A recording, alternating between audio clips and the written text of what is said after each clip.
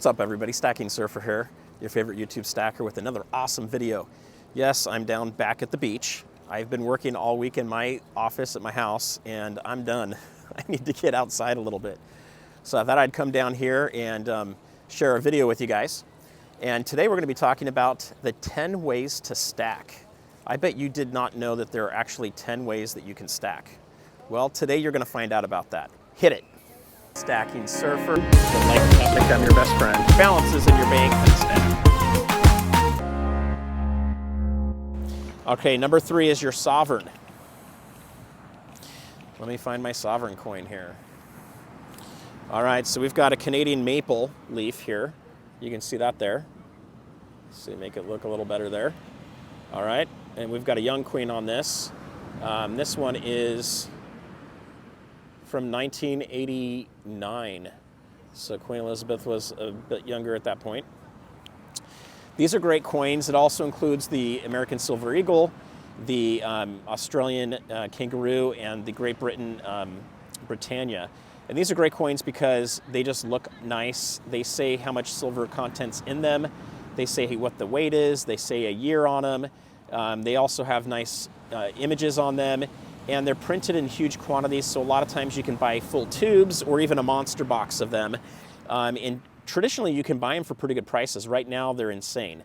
The American Silver Eagles are just out of control price right now, so I'd probably stay away from those and look more for the Kangaroos or for the Maple Leafs personally. All right, so when we're looking at weight stacking, the next one here, you know, here's kind of a fun coin to show off to my friends that are into cryptocurrencies.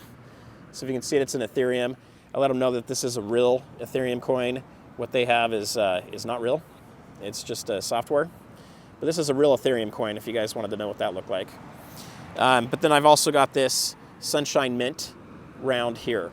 So these are going to be your least expensive coins. Now, there are less expensive rounds than this one here. But these are going to be your coins. These are going to be your rounds, okay? They're not actually coins, they're rounds. That are going to be least expensive, and you can also get bars. A lot of people will buy in bulk where they get 5-ounce, 10-ounce, kilo, and 100-ounce bars, okay? And some of you crazy guys are buying the 1,000-ounce bars. I don't know how you're going to move that stuff. Those are really heavy, and I think you're going to have a hard time selling those. Probably wouldn't get those ones. All right, and then let's talk about your numismatic. Going back to this gold, this would be a numismatic that's in a graded case, okay? And so that's going to be anything from a Morgan to a piece to pre-1933 gold to American Silver Eagles, Star Wars coins, anything that you can imagine that you think is going to go up in value by grading it is pretty much been graded. And a lot of stuff that probably never should have been graded has been graded as well. But usually there's a higher premium for those when you purchase them and also when you go to sell them. It can also create more collectability to them to raise their price over time. Let's talk about your semi-numismatic coins, okay? This one is going to be from the Black Flag series. This is the Rising Sun pirate ship. Pretty cool there, okay? Hopefully you guys can see these okay with the way the sun's reflecting here. But these are really, really nice coins. And often these are great coins to also flip, by the way. And I don't just mean this particular coin, but a coin that is semi-numismatic. You have Star Wars, you have Lord of the Rings, you have DC, Marvel, all kinds of different coins. And those are really nice because you can oftentimes buy them for a few bucks over spot and sell them for $10, $20, $30 over spot and make some pretty good money off of them. So coins like that I typically buy up in rolls or tubes. Okay, so this goes into the category of hand pours. All right. Now this might have been more mass produced, so you may say technically it doesn't, but look, it's not a coin shape, it's not a bar shape, it's something else, so we'll put it into that category. There's a lot of other coins that I'll get from like Silver Dragons and other sites. Reckless Metals does some really nice hand poured stuff. And teach a zone on those. A lot of times you're getting something that's very artsy, that's one of a kind. Let's talk about art stacks, okay? So some of the best things for art stack, you know, you could consider something like this, but I typically don't. What I look at for art stack is something more like a kilo shield, and I'll throw that picture up here. And that kilo shield is really cool. They come in 2 ounces, half an ounce, and they also come in the kilo. And to me, that is art, okay? That's something I'm not gonna flip, it's something I'm gonna hold on to and I'm gonna keep. It's about jewelry stacking for a minute here. So I have one ring that's not really worth much. It's just made out of tungsten, okay? So I wouldn't keep that. But if this was silver and I had a silver wedding ring, that would count, okay? Or gold, or platinum for that matter. And then I also have a coin that I had made into a ring that my wife thinks is the ugliest thing in the world, so she doesn't let me wear it very often, but it's really thick. So she thinks I'm trying too hard with this one. All right, probably am. But this is a cool coin that I can also barter with if I need to on the moment. So I think that's kind of cool. That's one thing I like about the jewelry stacking is you're usually wearing this stuff, right?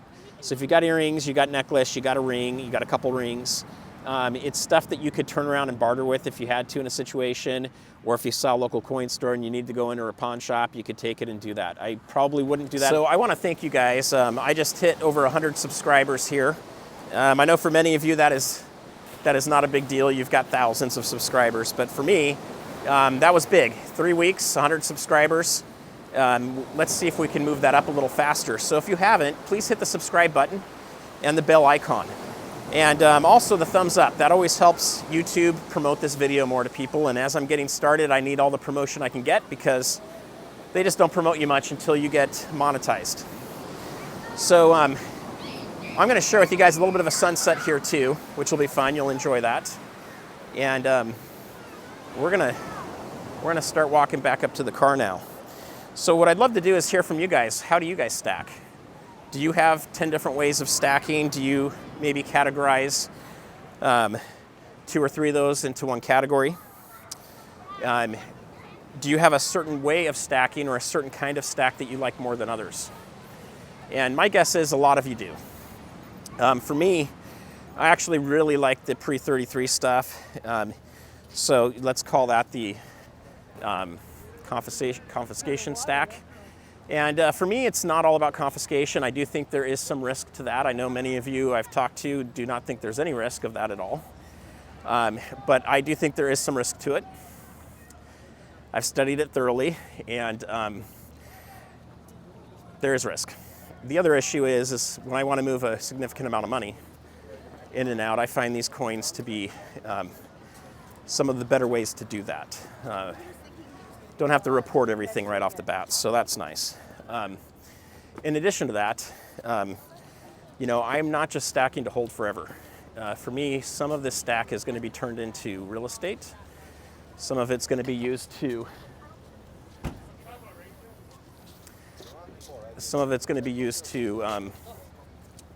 buy other things, and others are going to be passed on to my kids. So there's a lot of different philosophies. So I'm going to hang around a little bit here, wait for the sun to go down. I'm going to share that with you guys, the sunset, and a few surfers surfing in the sunset. And until next time, peace out.